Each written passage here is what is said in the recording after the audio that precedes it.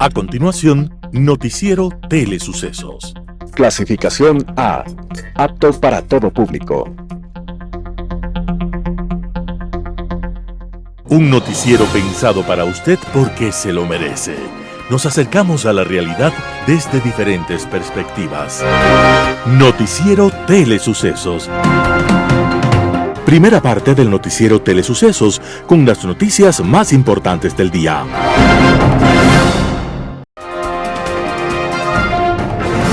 Un día como hoy. Los imperios se llaman así porque imponen, porque definen vidas, porque marcan rumbos de otros pueblos lejanos en el tiempo y el espacio. Mucho del destino de nuestro mundo lo definió el Imperio Romano, y entre los emperadores hubo uno que fue el primero no nacido en Roma y que tuvo su propio estilo de gobernar. Se llamaba Trajano, y había nacido en lo que hoy es Sevilla, España. Y aunque un imperio solo gobierna por la fuerza, Trajano mostró una rara sensibilidad de gobernante. Dentro de su imperio, nunca antes las viudas y los huérfanos, y los pobres en general, estuvieron tan protegidos por parte del Estado. El gobierno de Trajano fue el primero en impulsar una intensa participación del Estado e intervino de manera inteligente en la economía. Por ejemplo, para reactivar la agricultura, Trajano exigió que los senadores, dado que vivían del presupuesto nacional, invirtieran en tierras y crearan trabajo en el campo. Y adelantándose 20 siglos a los mejores economistas, creó un intenso programa de obras públicas que engrandecieron a Roma. La idea de Trajano era correcta y simple. Era necesario construir puentes, calzadas, edificios y canales para que aquellos nuevos empleos generaran más puestos de trabajo y bienestar para toda Roma. Trajano fue un emperador benevolente, preocupado por el bienestar de su pueblo. Parece mentira, pero también han existido gobernantes así, y estaban haciendo un día como hoy, 18 de septiembre del año 53 de nuestra era. Y aunque separado de nosotros por el tiempo, Trajano, en medio de sus ínfulas de emperador, fue un hombre que dejó su ejemplo y nos enseñó que si no se gobierna para pensar en las mayorías, no tiene dignidad el gobernar. Las principales noticias del día. Titulares. Fiscalía pide que 37 procesados sean llamados a juicio en el caso Metástasis. Los Estados Unidos anuncian $39 millones adicionales en financiación para el desarrollo. La barcaza turca empieza a generar electricidad tras superar pruebas en Ecuador. En el segmento de opinión, las cooperativas de ahorro y crédito. En política internacional, una espiral conocida. Los editoriales serán de Talía Flores. Un reglamento que podría elegir un fiscal de bolsillo pone en jaque al Ecuador. Noticias del día. Fiscalía pide que 37 procesados sean llamados a juicio en el caso Metástasis. En la audiencia preparatoria de juicio contra 37 procesados por delincuencia organizada dentro del caso Metástasis, la Fiscalía pidió que todos sean llamados a juicio. En la audiencia realizada este 16 de septiembre del 2024, la Fiscalía concluyó la presentación de su dictamen acusatorio con 340 pruebas entre comunes e individuales. Durante su intervención, el fiscal general del Estado subrogante, Wilson Toainga, individualizó la participación de cada uno de los imputados, identificando a Fabián Camposano, Cristian Romero, Javier Jordán y Javier Novillo como los presuntos líderes de la organización. El resto, todos fueron acusados como presuntos colaboradores, entre ellos Wilman Terán, Ronnie Aliaga, Angelino, Pablo Ramírez, entre otros. En su exposición, el fiscal explicó que a raíz del asesinato de Leandro Norero, Fiscalía analizó los dispositivos celulares del mencionado privado de libertad y descubrió una red conformada por jueces, fiscales, secretarios, policías, guías penitenciarios y abogados en libre ejercicio, que estuvo articulada para obtener seguridad, impunidad y libertad para Norero y sus familiares dentro de un proceso por lavado de activos seguido en su contra, detalló Fiscalía. Estas acciones habrían iniciado el 25 de mayo del 2022, cuando Leandro Norero, sus hermanos Israel Norero y Joana Zambrano y su esposa Lina R. fueron detenidos durante un operativo ejecutado en el marco de la investigación del referido delito. En este caso, 12 personas ya fueron sentenciadas mediante procedimiento abreviado luego de que aceptaran su participación en los hechos imputados. Los Estados Unidos anuncian $39 millones adicionales en financiación para el desarrollo. Los Estados Unidos y el Ecuador celebraron ayer la aprobación de 39 millones de dólares adicionales de financiación en el marco del Convenio de Asistencia para el Desarrollo del Gobierno de los Estados Unidos, originalmente firmado en 2020 por ambos países. Esta adición se formalizó en una ceremonia con la presencia de destacadas autoridades del Gobierno de los Estados Unidos y del Ecuador. El incremento de 39 millones de dólares en fondos no reembolsables se realiza por medio de la Agencia de los Estados Unidos para el Desarrollo Internacional. Con este nuevo aporte se seguirá trabajando en la conservación y el uso sostenible de los recursos naturales, la reactivación económica, la mitigación al cambio climático, la respuesta a crisis humanitarias y el fortalecimiento de la seguridad ciudadana, democracia y gobernabilidad para el beneficio de los ciudadanos. En junio de 2023, los Estados Unidos y el Ecuador firmaron una enmienda al DOAC ampliando el acuerdo hasta 2030. Art Brown, embajador de los Estados Unidos en el Ecuador, durante la ceremonia de firma anotó que con este nuevo aporte, la inversión de los Estados Unidos en el bienestar de los ecuatorianos desde 2020 alcanza los 117.3 millones de dólares por parte de USAID, reafirmando el compromiso del gobierno de los Estados Unidos con el pueblo ecuatoriano. En la ceremonia estuvieron presentes Gabriela Sommerfeld, ministra de Relaciones Exteriores, Alder Bartlett, directora del programa de USAID en el Ecuador, entre otras autoridades. Barcaza turca empieza a generar electricidad tras operar pruebas en Ecuador. El operador nacional de sistema eléctrico SENACE declaró en operación comercial a la barcaza turca Powership Emre Bey con 100 megavatios de potencia efectiva a partir de las 20 horas del 16 de septiembre del 2024, informó la empresa Carpowership. Esto después de cumplir con los requisitos establecidos en la regulación pertinente del Ecuador para la fase de operación experimental y habiendo entregado energía al sistema eléctrico nacional de manera constante y confiable durante esta fase, indicó la empresa en un comunicado difundido este martes. Carpowership agrega que se mantendrá a partir de la hora y fecha señaladas el servicio del sistema eléctrico nacional aportando energía eléctrica de manera segura y confiable bajo los requerimientos del SENACE. Durante estos días se realizaron pruebas entregando energía de manera experimental.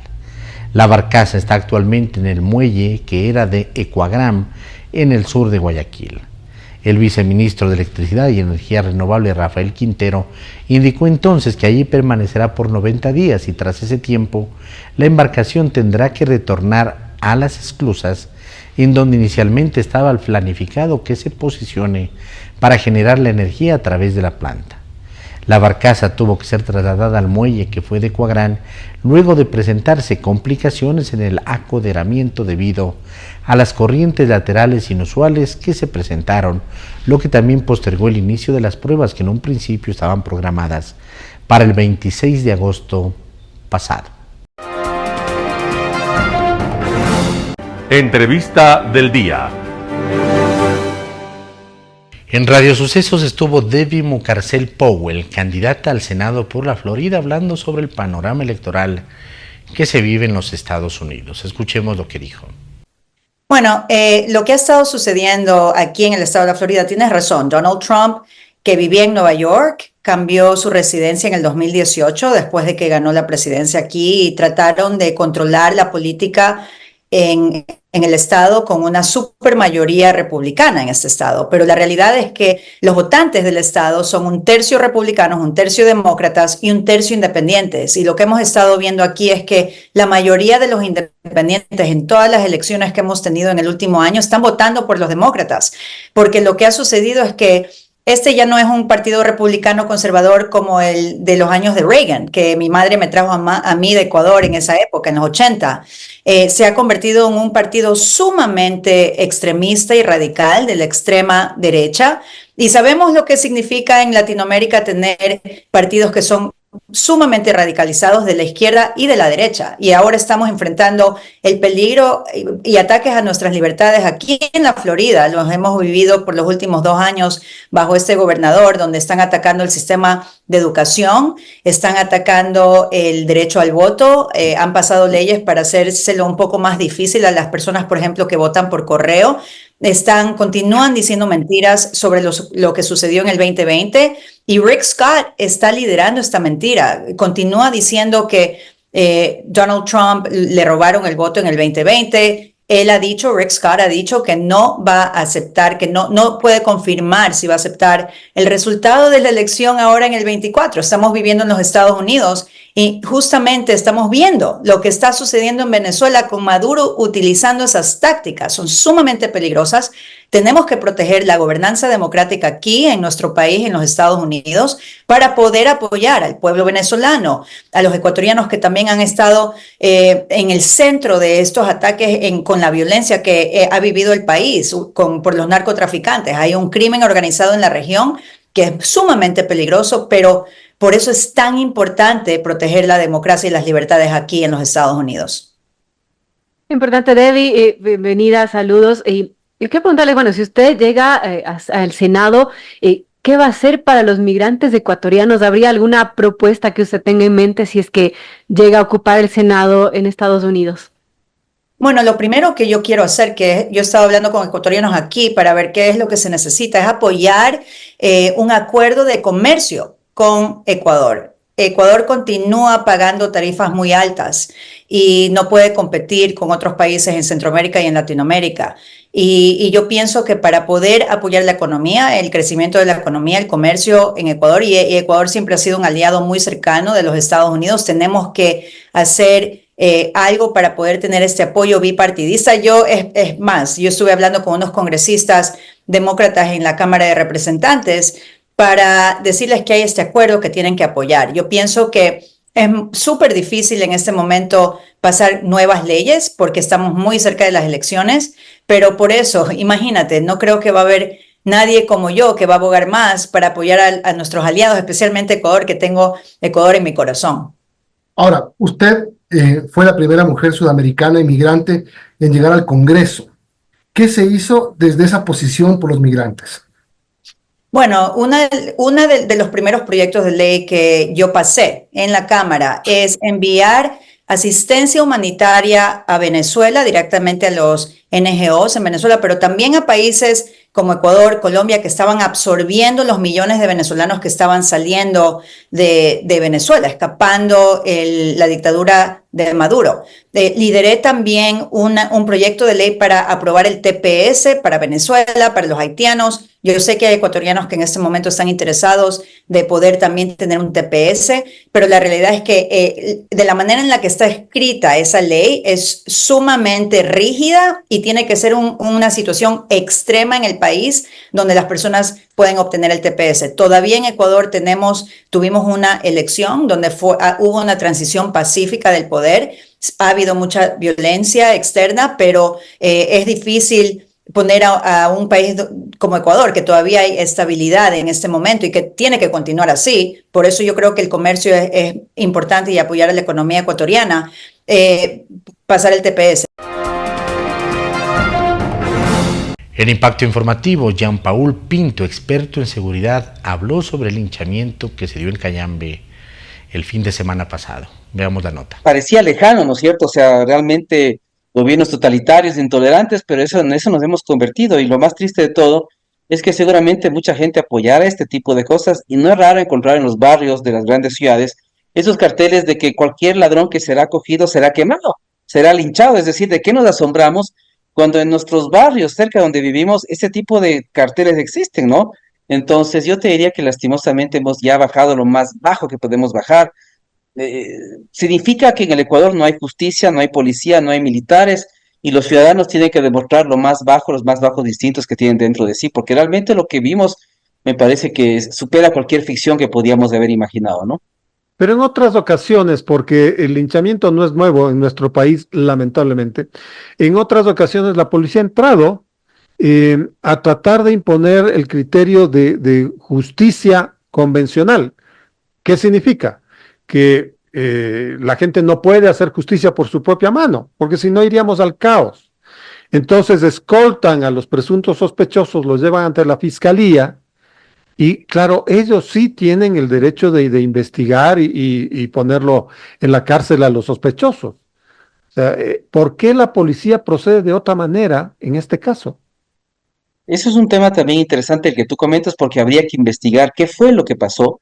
Si ya estaba en custodia la policía, debía hacerse, ¿no es cierto?, el trámite de norma, el que rige, y evidentemente entregarle a esta persona una turba de gente que estaba enojada, molesta, con razón, eso nadie les quita la razón, pero era un suicidio, porque seguramente este individuo lo que le esperaba era una muerte segura. Entonces, evidentemente me parece a mí que los protocolos no fueron los adecuados. Si él ya estaba en manos de la policía, debía ser llevado ante un fiscal, ¿no es cierto?, leer los cargos, decidir un poquito lo que el juez consideraba pertinente, pero realmente cuando hay una turba, entregar a una persona en una turba es lo más peligroso que puede haber, porque la turba, ¿no es cierto?, lo que va a hacer es realmente matar a esa persona. Y mira que ha habido casos inclusive en los cuales se ha actuado por equivocación y han terminado matando a personas que nada tenían que ver en el tema, pero alguien dijo que era él y la gente, evidentemente enseguecida, terminó matando a gente inocente. Entonces, yo te diría que también, evidentemente, lo que ocurre es una falta de confianza en la justicia. Lastimosamente en Ecuador no hay justicia o porque trabajan para los grupos criminales o porque están amenazados. Sí, hace poco me contaron una historia de un defensor público en Cuenca que mientras estaba en una sesión telemática para justamente tratar ¿no es cierto?, de una audiencia con un preso, les llamaron a amenazar. Estamos afuera de tu casa, vemos a tu hijo, a tu esposa que están ahí, vamos a entrar si no te desconectas. ¿Qué podemos esperar? Si los fiscales, jueces, defensores que tratan de hacer algo por el país, por la justicia, son cooptados o son amenazados.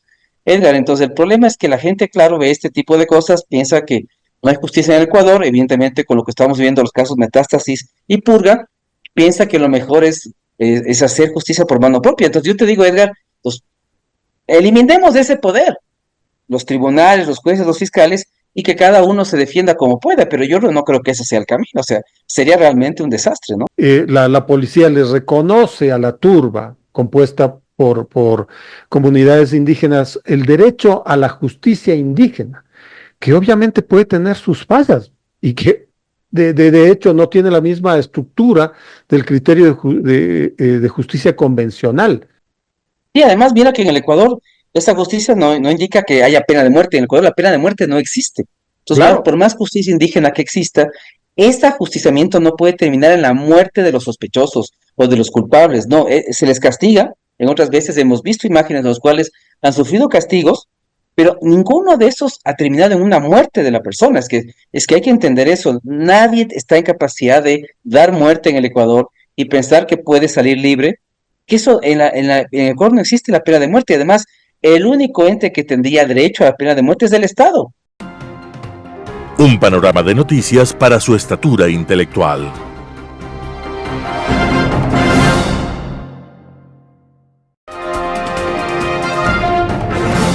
Opinión.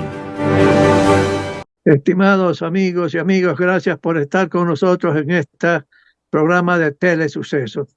Hoy vamos a hacer un comentario sobre la situación de las cooperativas de ahorro y crédito del Ecuador. Y este comentario lo hago como consecuencia de que una cooperativa en Ambato, en la Cámara de Comercio, ha entrado en liquidación. El representante de los gremios, del gremio de cooperativas, ha hecho una exposición en las redes sociales que dice que sencillamente el sistema está sólido y que hay una serie de hechos aislados, como el tema que ha pasado con la cooperativa de ahorro y crédito de Ambato. ¿Sí? En el país hay escasez de liquidez. La liquidez global del país está creciendo a una tasa menor del 8% anual. Esa es la última cifra del Banco Central del Ecuador. Las cooperativas están expandiéndose a una tasa en crédito, me refiero al 7%, mientras que los depósitos están creciendo a menos del 5%. Antes estas cifras eran muy superiores, más del 12%. Todo el conjunto de cooperativas estaba en una expansión sumamente rápida. Los depósitos le crecían mucho más del 10% anual. Y esto como consecuencia de que todas tomaron una decisión, pagar mucho más de lo que las circunstancias permitían las tasas de los depósitos a plazo, mucho más que los bancos privados. Tasas de interés a 60, 90, 180 días, un año. y eso le permitía a las cooperativas tener mucho más recursos para expandir el crédito también a más del 12% anual. Sin embargo, lo que parece ser que ha habido es una flexibilización de las políticas de crédito en la cooperativa. Y eso hay que tener mucho cuidado, amigos. No se trata de dar crédito porque a uno le piden como cooperativa o como banco, decirle necesito $1,000, $10,000, $20,000 para este propósito, para este negocio aquí o para una operación de mi esposa, etcétera. Sino que hay que analizar la solicitud de crédito y la persona que está pidiendo ese crédito. Hay que ver si tiene capacidad para generar ingresos futuros para hacer frente al pago de la deuda, del capital más los intereses. Ha habido cierta flexibilización, no digo de todas las cooperativas, porque hay cooperativas grandes, pequeñas, medianas, hay varios en función del tamaño de los activos. Pero sí ha habido en ciertas cooperativas una flexibilización de la misma. Y ahí ha fallado la superintendencia correspondiente, que tiene que comenzar a detectar las debilidades que pueda haber de una u otra cooperativa y moverse a tiempo para corregir los desequilibrios que pueda tener esa cooperativa, la cooperativa A, B, C, cualquiera que este sea, a los efectos de defender el interés de los depositantes que son los clientes de las cooperativas de ahorro y crédito en el país. Hay un poquito más de 400 cooperativas en el país, en las áreas urbanas y rurales del Ecuador. Y están haciendo un buen trabajo, sí, pero sencillamente no se puede flexibilizar así que sí las políticas de crédito. No, mis amigos. Y ahí vuelvo a repetir, la autoridad ha fallado. Naturalmente que son más de 400 cooperativas y ese es un trabajo intenso de los oficiales que son funcionarios y técnicos de la superintendencia correspondiente. Pero sencillamente hay que detectar a tiempo para evitar lo que ha pasado en Ambato con esa cooperativa. ¿Sí? Igual que cuando uno tiene un banco, la superintendencia de banco tiene que detectar debilidades que puedan dar sorpresas hacia el futuro. Y ahí vuelvo a insistir por tercera vez, hay unas fallas, hay una nueva autoridad. Pues bien, esa nueva autoridad tiene que comenzar a chequear y ver todas las formas de supervisión que están haciendo. Hay que fortalecer la supervisión de las cooperativas de ahorro y crédito, no para molestar a las cooperativas, sino para que funcionen mucho mejor en términos de qué, de que tienen que colocar el crédito en buena hora a sujetos de crédito adecuado, sea pequeños empresarios o sea personas naturales. No se puede jugar con la confianza de los depositantes, ¿sí? Pero ¿qué es lo que hay que hacer? Porque hay ciertas debilidades del sector. Aquellas cooperativas débiles, yo diría que la superintendencia tendría que comenzar a interesar a una cooperativa grande para que absorba una cooperativa chica, ¿sí? O un banco comercial privado que se pueda interesar. Pero hay que ir limpiando lo que sea necesario para evitar que haya problemas mucho mayores con las cooperativas de ahorro y crédito. Lo que ha pasado en Ambato es un hecho aislado. Yo confío que sea un hecho aislado porque así lo ha dado a conocer el presidente de ese gremio. Esperemos que sea así, porque no se puede permitir que vaya a haber pues una serie de complicaciones, ya no con una, no con dos, no con tres, sino con mucho más. Entonces, por eso es importante. Hay que fortalecer la supervisión de las cooperativas y tampoco se puede estar autorizando que haya nuevas cooperativas de ahorro y crédito. Hay suficientes, hay demasiadas cooperativas. De tal manera, queridos amigos y amigas, independientemente de que el sistema de cooperativas esté totalmente bien, eso no significa que no hay problemas de una u otra cooperativa, especialmente las pequeñas, que son débiles y en las que se nota en una u otra cooperativa que puede tener problemas el día de mañana. Pero también hay el tema de que la cartera improductiva en general del sistema está en más de 8% y eso es terrible. Hay cooperativas en todo caso que tienen una cartera de crédito improductiva o no cobrable y que algunos pueden estar en juicio y los otros no, porque no pagan, están atrasados, etcétera. Sencillamente, amigos, lo que hay que hacer ahí es tener suficientes reservas y no hay suficientes reservas en el sistema en su conjunto.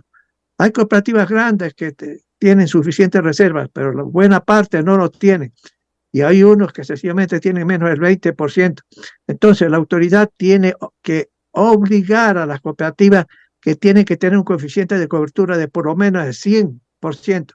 Es decir, si hay $1 de cartera improductiva, tiene que haber $1 de reserva.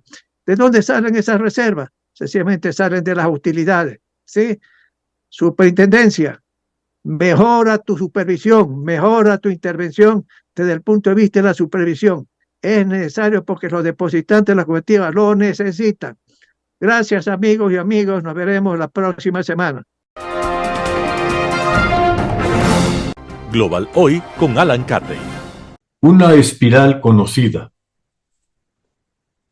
La situación política en Colombia ha tomado un curso que no por repetido deja de ser en extremo peligroso para el futuro democrático del país, que se ha logrado mantener a duras penas gracias a la robusta institucionalidad que había logrado estructurar a lo largo de muchos años, al conservar un envidiable grado de independencia de funciones dentro del Estado. Esa independencia ha impedido el proceso de concentración de poderes en una persona, algo que se ha convertido en una constante regional cada vez que alguno de los socialismos del siglo XXI ha llegado al poder, utilizando las herramientas de la democracia para, una vez que ganan, desmantelarla para quedarse con el poder permanentemente.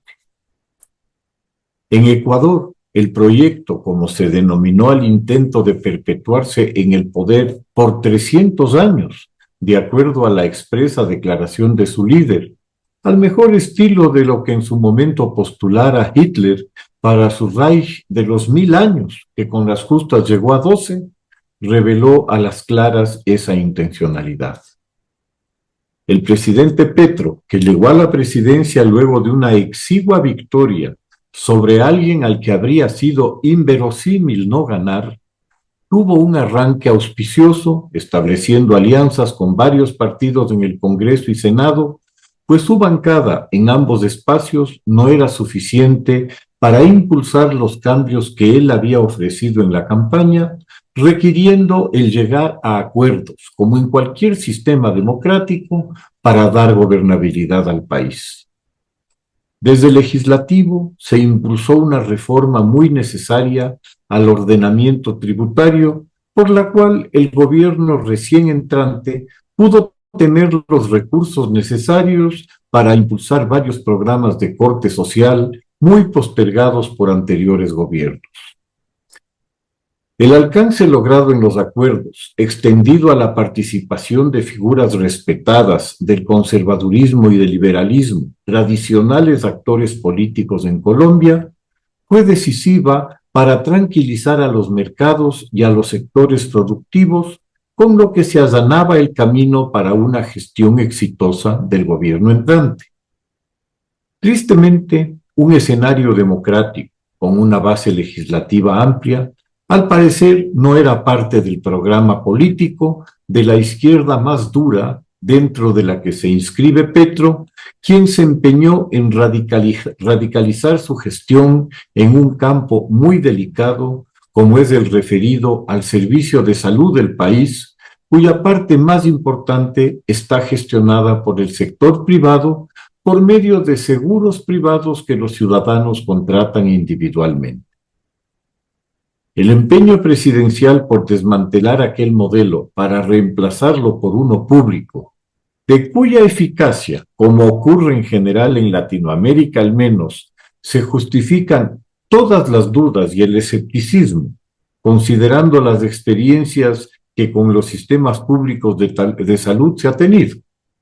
Colombia no tiene sino que mirar a sus vecinos, sobre todo al que se sitúa al norte, para que pueda darse cuenta de lo que puede significar un sistema público de salud, un desastre absoluto transformado en otro más de los espacios para corrupción y negociado de las pandillas gobernantes en Venezuela.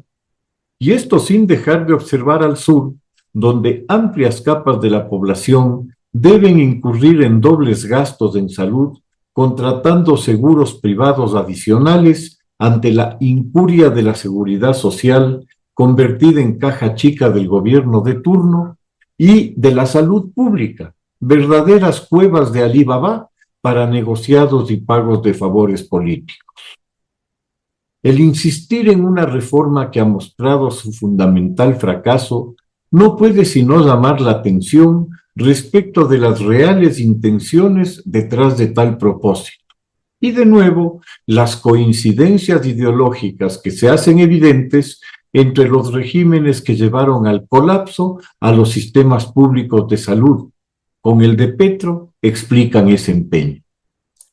El resultado de la postura intransigente del gobierno por imponer su reforma, olvidando que sus acuerdos parlamentarios, como es normal en cualquier parte, no significan una carta blanca para un régimen, sino el espacio para una discusión seria y técnica, no solo de este tema, sino de cualquier otro, dentro del marco de la tolerancia y la flexibilidad, que son los requisitos fundamentales para que se pueda desenvolver la democracia. Parecería que el talante autoritario de Petro, que desde su juventud pretendió imponer, por la fuerza de las armas incluso, sus posturas políticas, puede más que él, aflorando a la superficie ante la primera discrepancia u oposición a sus proyectos. Así sucedió con el tema de la salud, provocando la temprana ruptura de un bien trabajado acuerdo parlamentario. Como era de suponer, el resultado ha sido una pugna permanente entre un legislativo en el que el presidente está lejos de tener mayoría y el ejecutivo empeñado en un voluntarismo que resulta evidentemente incapaz, sin salirse del marco legal y constitucional, de administrar y gobernar el país. Nuevamente, los vendajes ideológicos priman, buscando, como pasara con los referentes antes citados, polarizar a la sociedad, enfrentando y dividiendo al país en una maniquea lucha de buenos y malos. Petro, ante un importante desgaste sufrido en su imagen pública por los escándalos en que se ha visto envuelto un personaje del que, por alguna razón, el presidente no ha podido o no ha querido prescindir, como es Benedetti, y la privada, por el asunto de las comisiones, por llamarlas de alguna manera, cobradas por su hijo Nicolás a cuenta de aportes hechos por un narcotraficante en retiro y un magnate de la contratación pública de cientos de miles de dólares a la campaña presidencial. Este episodio es el que dispara las alarmas sobre el financiamiento de la campaña para la presidencia de Petro, en la que el Tribunal Electoral detectó graves irregularidades en la declaración de sus orígenes y cantidades, lo cual constituye delito electoral y conlleva, no por parte del Tribunal Electoral, pero sí del Legislativo, la posibilidad de destitución del presidente. Nuevamente, su respuesta se ha orientado a la polarización, promoviendo una movilización popular, no se sabe si pacífica o en la línea revolucionaria violenta del M-19, del cual fuera militante en su momento. Resulta por demás peligroso que el propio presidente de la República, quien debería dar por su posición ejemplo de subordinación a la ley, pretenda situarse por encima de ella sin que sus acciones puedan ser investigadas por los organismos que no solo pueden, sino deben hacerlo dentro de la institucionalidad republicana, buscando saltársela a la torera y llevar a las calles del conflicto.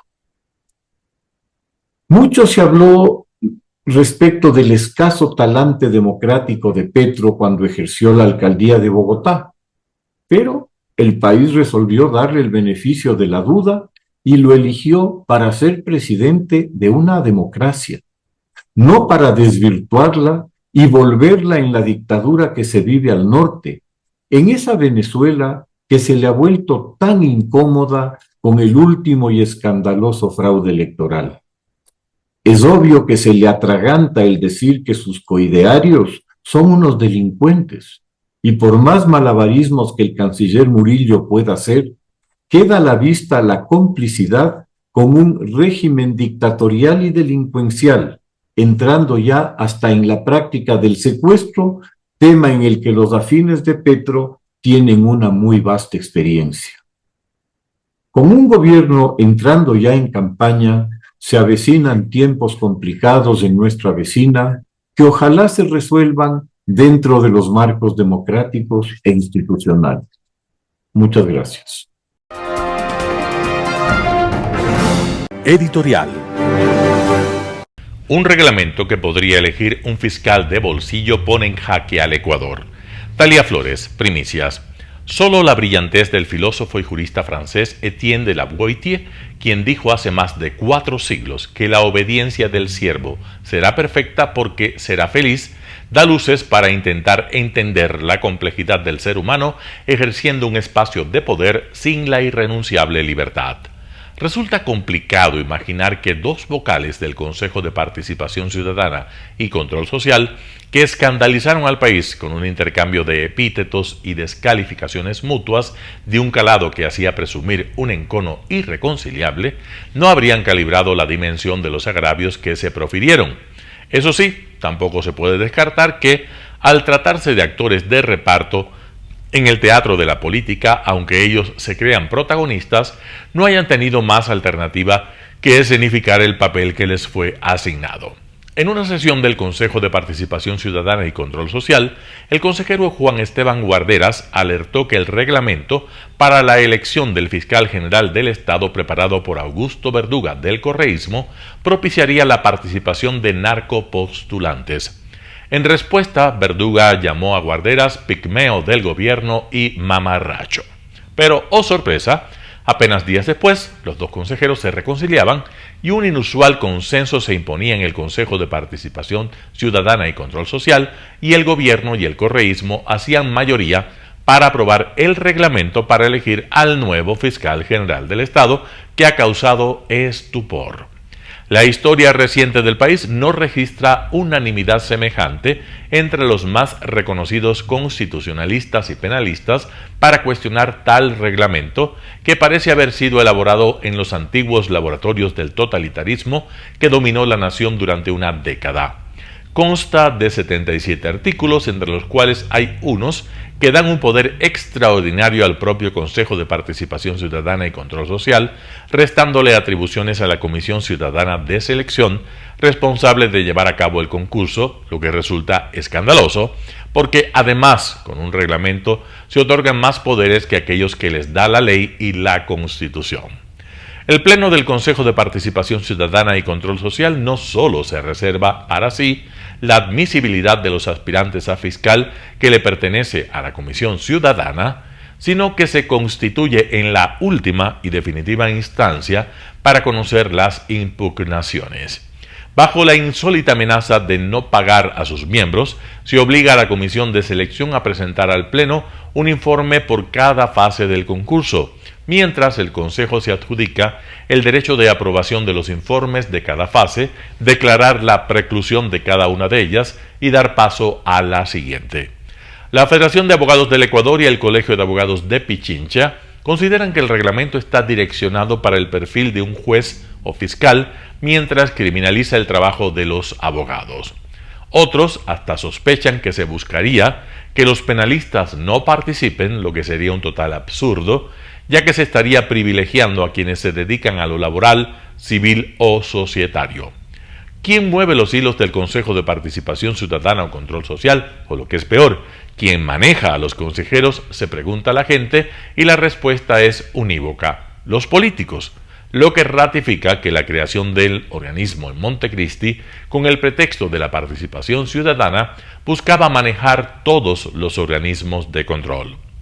En el Foro Nacional y en todas partes se elucubra con los nombres que tendrían en mentes para la Fiscalía para haber un puesto en el reglamento, que la experiencia será valorada con 1 punto por cada año en el sector público, mientras que la del sector privado se otorgará 1.5 por cada documento y podrán entregar hasta 3 por año, que sumarían 4.5 puntos.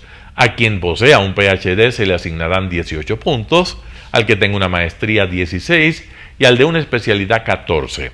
A un académico que dicte clases en posgrado 0.5 puntos, que es increíble. Es una torpeza señalar que a quien tenga menos de 30 años se le otorgará un punto, cuando uno de los requisitos constitucionales para ser fiscal es tener 10 años de experiencia.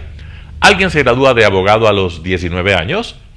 Que por acción afirmativa o discriminación positiva se adjudique un puntaje que debería ser bien valorado, se trastoca cuando se señala el vivir en el exterior o en el sector rural del país para puntuar. Que se impida concursar a quien ha sido abogado patrocinador en delitos como la desaparición forzada, secuestro, trata de personas, tráfico de armas, terrorismo y otro, en los últimos 10 años, luce bien, pero luce muy mal que se excluyan los delitos en contra de la administración pública como cohecho, concusión, peculado y otros. Y muy grave que no se prohíba la participación de los investigados por esos delitos. Que hayan decidido que en caso de un empate entre los postulantes se hará un sorteo, solo aumenta la indignación. El Consejo de Participación Ciudadana y Control Social tiene problemas de legitimidad porque 2 de sus vocales han sido destituidos, aunque una apelación fue interpuesta. Las dudas de que si el reglamento se aprobó por un acuerdo político se confirmarán o no cuando la apelación interpuesta por consejeros de la Liga Azul ante el Tribunal Contencioso Electoral, cuya nueva mayoría sacó de la presidencia Fernando Muñoz, que los destituyó, se ha resuelto. Un país que cuenta con notables abogados, hombres y mujeres de valía, que litigan y ejercen la cátedra con solvencia, que su probidad es notoria por lo que gozan de reconocimiento ciudadano, tendría que exigirles su participación, incluso con este escandaloso reglamento. Dirigir la investigación preprocesal y ejercer la acción pública penal, investigar los delitos y acusar, requiere de una persona independiente que observe al poder. En un país azotado por las mafias se necesita para la fiscalía una persona valiente que venza las presiones políticas y las amenazas. Hay que impedir que la malsana servidumbre y obediencia de la que alertaba Lebuet lleve al país a designar a un fiscal de bolsillo. Es la hora de la patria. Talia Flores, Primicias. Noticias internacionales. Meta prohíbe varios medios estatales rusos en sus plataformas por interferencia extranjera. Meta, la compañía propietaria de Facebook e Instagram, anunció el lunes que prohibirá en sus plataformas a nivel mundial los medios de comunicación estatales rusos como RT, Rosilla, Segotnia y otras entidades relacionadas. La empresa de Mark Zuckerberg afirma que los medios habían llevado a cabo operaciones encubiertas de influencia online e interferencia extranjera. La prohibición supone una escalada en las acciones previamente tomadas por Meta contra los medios estatales rusos, a los que ya había limitado su alcance y había prohibido publicar anuncios.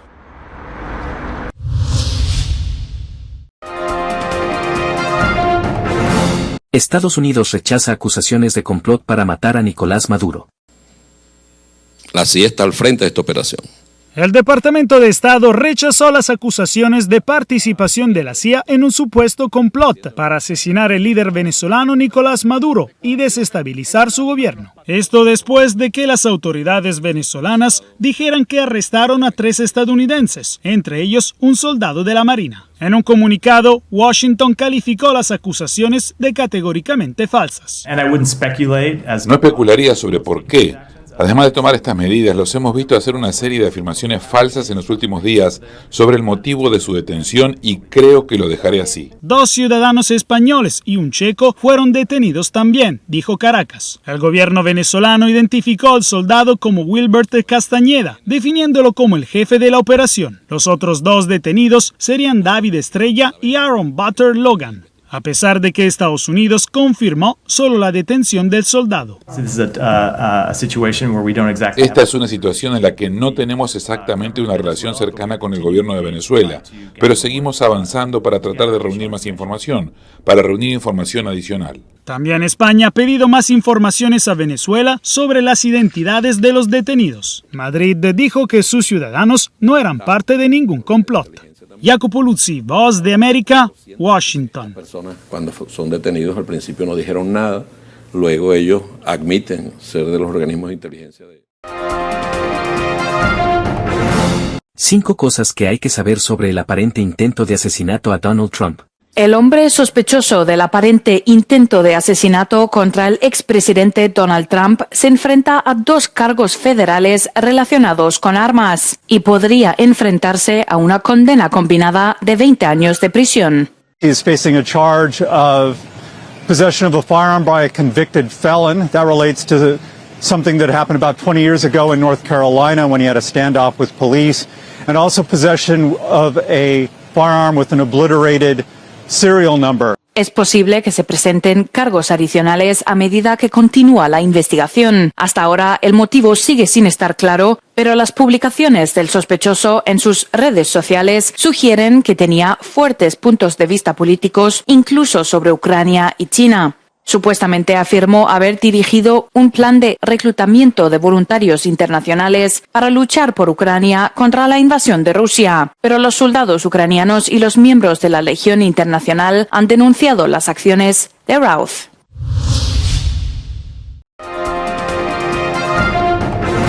La democracia europea se debilita, advierte un informe. La confianza y la participación en las elecciones en todo el mundo cae desde hace 8 años. Algo que también está ocurriendo en Europa, como señala el informe sobre el estado global de la democracia presentado este martes. En Europa la polarización política es uno de los problemas, explica Sam van der Stark, director para Europa de la organización IDEA.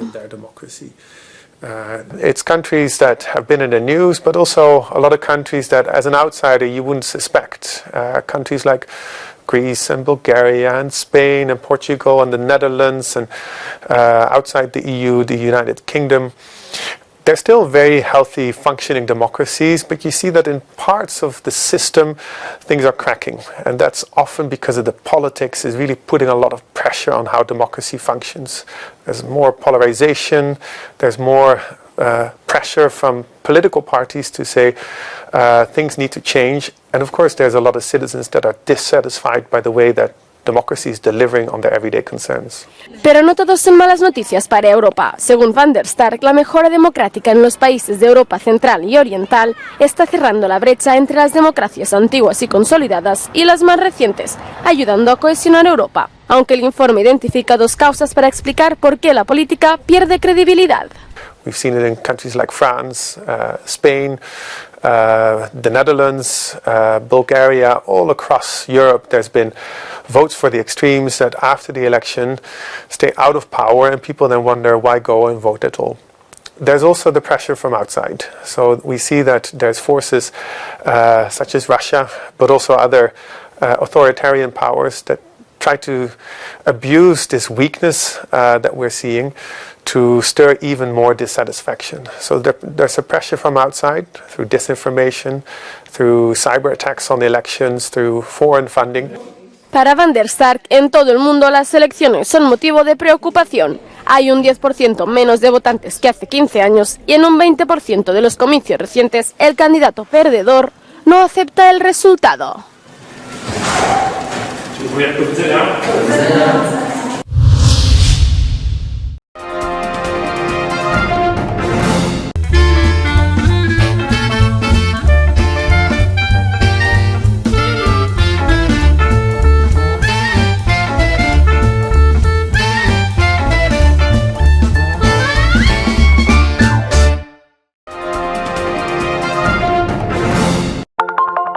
Telesucesos, Canal 29 UHF de la ciudad de Quito.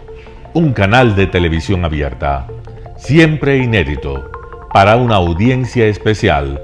Somos cultura, educación, salud, opinión calificada, normas de vida, Y todas las tardes, de lunes a viernes, desde nuestros estudios en Arena Telesucesos, escenario propio destinado a promover el deporte. En tiempo real, usted y su familia, en su televisor, desde la comodidad de su hogar, disfrutarán de los partidos, eventos, campeonatos que realizamos diariamente de ecuavóley, básquet, box, lucha libre, cachascán, gimnasia, artes marciales, tenis de mesa, fútbol sala, transmisiones en vivo de los principales partidos de fútbol barrial y colegial. En fin, somos un canal inédito, inéditos en el deporte. Transmisiones de acción y conocimiento en el deporte. Espacio diario conducido por el arquitecto David López todas las tardes, de lunes a viernes, de 4 a 5 de la tarde. Siempre inéditos y distintos, siempre jóvenes. Personajes jóvenes de generaciones nuevas.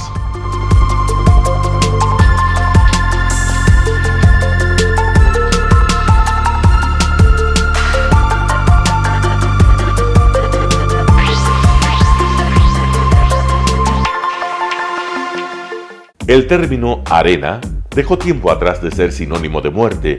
Hoy es un espacio de vida, de desarrollo de una de las actividades básicas del comportamiento humano, el deporte, que quizá, como ninguna, moviliza sentimientos y emociones, elimina como principio la violencia, intereses personales, trampas, desunión e intrigas. El deporte, con sus valores, solo deberá entregar mensajes de bien para mejorar las actuales estructuras sociales y políticas en deterioro en las que vive nuestro país.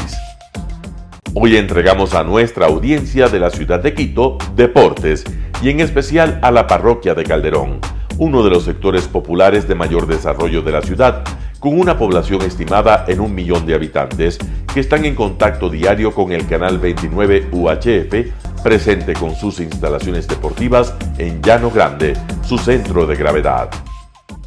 Telesucesos, desde nuestro estudio principal y en el de Arena Telesucesos, es el único medio de televisión que transmite de lunes a viernes 4 horas diarias de diversos eventos y novedades deportivas: el ecuavóley, básquet, tenis de mesa, halterofilia, taekwondo, esgrima, box, cachascán, gimnasia olímpica. Pueden ser observados en Canal 29 UHF y en todas las redes sociales en su televisión, sin ningún costo, desde la comodidad de su hogar, en nuestro canal y en las redes sociales. Arena Telesucesos es el escenario en donde el deporte tiene vida. Nuestros invitados y jugadores están en la cancha junto a usted y como nunca antes en la pantalla de su televisor, acercándole a un espectáculo inolvidable de luz, color y fiesta. Por fin usted encuentra el deporte que practica y que nunca es transmitido ni considerado por otros medios de comunicación con la importancia que nosotros le damos. El ecuavóley es el gran protagonista en una cancha con todos los estándares y comodidad para su práctica. Es el único deporte ecuatoriano con partida de nacimiento ecuatoriana. Somos inéditos, nos acercamos al deporte popular de nuestra gente que comparte nuestros esfuerzos. En Arena Telesucesos, aparte del atractivo de los eventos deportivos que transmitimos con nuestra señal a los televisores de su hogar, también entregamos muchos de los valores que encierra el deporte y en especial privilegiamos nuestra identidad nacional en el ecuavóley, jerarquizando su presencia como el deporte con partida de nacimiento en nuestro país. Telesucesos no solo entrega en su programación de deportes un espectáculo, sino que impulsa, privilegia y exige a quienes participan que sean parte de los valores y méritos que el deporte encierra: esfuerzo, superación, perseverancia, respeto, solidaridad, compañerismo, disciplina, puntualidad, sana competencia, honradez en la cancha y fuera de ella. La práctica deportiva siempre generará beneficios positivos para su cuerpo y entregará salud estable, pero refuerza además la identidad personal y premia siempre el éxito conseguido. Estamos entregando a nuestra ciudad con Arena Telesucesos un esfuerzo más de un medio que es fiel a su identidad y que a través de sus contenidos de salud, cultura, opinión calificada y ahora deportes, pretende difundir lo que, aparte del entretenimiento, requiere nuestra gente. Lo hasta ahora realizado está hecho con mucho esfuerzo, pasión y el entusiasmo de nuestra parte, de nuestros empleados, trabajadores y pequeños empresarios que creen en nuestras motivaciones. Hemos dado los primeros pasos para este proyecto que seguiremos haciéndolo gracias a ustedes. ¿Cómo llegar? Nuestras instalaciones se encuentran en el norte de la ciudad, en un sector de gran crecimiento y desarrollo urbano al que se accede a través de la vía E35, más conocida como la Avenida Panamericana Norte. Desde el centro comercial El Portal, a 2 kilómetros a la derecha, se encuentra la calle García Moreno, antiguo camino a Llano Grande, una arteria en la que se desarrollan dinámicos comercios. Junto al centro comercial Ciudad Alegría, a 100 metros, hemos llegado a nuestras instalaciones, Arena Telesucesos, la cancha del Ecuavoley. Telesucesos, siempre inédito, nuestro canal online a la vanguardia tecnológica, 24 horas de programación continua a través de Internet. Telesucesos Internacional. En el Ecuador y en el mundo, Telesucesos Internacional. ¿Cómo lo sintoniza? Ingresando a www.telesucesos.net. Telesucesos Internacional. Telesucesos, el canal de televisión siempre inédito. El noticiero Telesucesos es retransmitido de lunes a viernes a las 7 horas por Radio Planeta Sur 106.1 FM de la ciudad de Loja. Noticiero Telesucesos. Las opiniones vertidas en este espacio por la producción y dirección del programa son de exclusiva responsabilidad de sus autores y de quienes intervienen en ellos.